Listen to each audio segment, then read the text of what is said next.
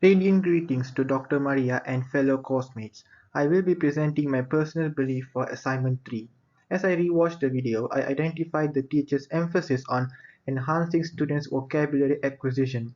It is evident that the teacher is well aware of the usual words used by the students like very beautiful and very cute, and she introduced other words without the intensifying modifier very, such as gorgeous and adorable.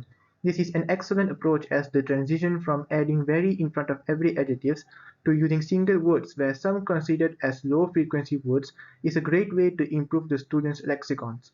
Words like serene is considered a low-frequency word among the students as they usually tend to use very calm or very peaceful. As they progress and have a collection of words like this, it will help them to write great essays using unique vocabulary acquired like from the lesson taught by the teacher in the video clip. Now, out of all the things, why did certain aspects stand out to me? Firstly, I identified the effectiveness of the teacher's creativity in using props and visual aids. This is a really good way to conduct a lesson as the usage of props and aids in any lesson comes with its own advantages. According to a case study conducted by Dorella Cacconi, props can help a presentation in several ways, like they can make a point concrete, have an emotional impact, help to focus the audience's attention and interest, and they are memorable, which means they help the students to remember the lesson taught by the teacher and help retrieve the information in the future when necessary. Moreover, the issue faced by the teacher, such as noisy classroom and small-sized learning materials, caught my attention too. I believe that the teacher should have been more stricter to make sure students don't talk while she is teaching to avoid chaos in the classroom. And as also, the small size props was also quite hard for the students on the back to see and concentrate.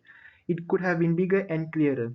Other than that, I also realized the importance of addressing weaknesses like incoherent lesson structure and lack of student engagement. I believe that if the teacher could have planned the lesson a bit better, students won't make noises while the teacher is speaking. So, what does my analysis reveal about my personal beliefs? I believe that the element of creativity plays a vital role in the teaching for students' engagement and understanding the lessons taught. Because of the teacher's creative efforts, she managed to present the lesson in a different way, whereby she used posters and pictures to illustrate each and every adjective used in the lesson. According to Ablofazol Shurban-Sassi, this technique is known as pictologics, which refers to the utilization of pictures in lessons. I also believe in the significance of addressing issues promptly to maintain a productive learning environment.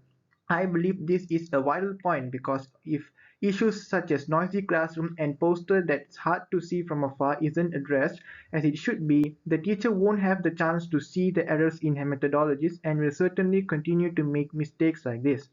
This will significantly harm students' learning experience. Apart from this, I also believe the impact of lesson structure on students' comprehension and engagement. From the video, the teacher's lesson plan is not quite strong as she could have planned the lesson bit smoothly so the students don't lose concentration. I believe that she must understand that making students focus is also a part of lesson structuring and initiatives must be taken to implement this. A small reflection before action would greatly aid her. Now, what actions can I take based on my reflection? I believe that creative teaching methods should be integrated to enhance students' interest and comprehension. Next, a teacher should place importance on clear communication and quick problem solving to address disruption in the learning process. This is an most important point to note because when a teacher fails to communicate clearly with the students will not understand the topic taught by the teacher, then the effectiveness of the lesson will reduce dramatically. Another action that can be taken is paying close attention to the lesson structure and incorporating suitable visual aids for effective learning. I deeply believe that the teacher must imagine his or herself in the shoes of the students and design materials accordingly to avoid mistakes such as small learning aids like the teachers did in the video.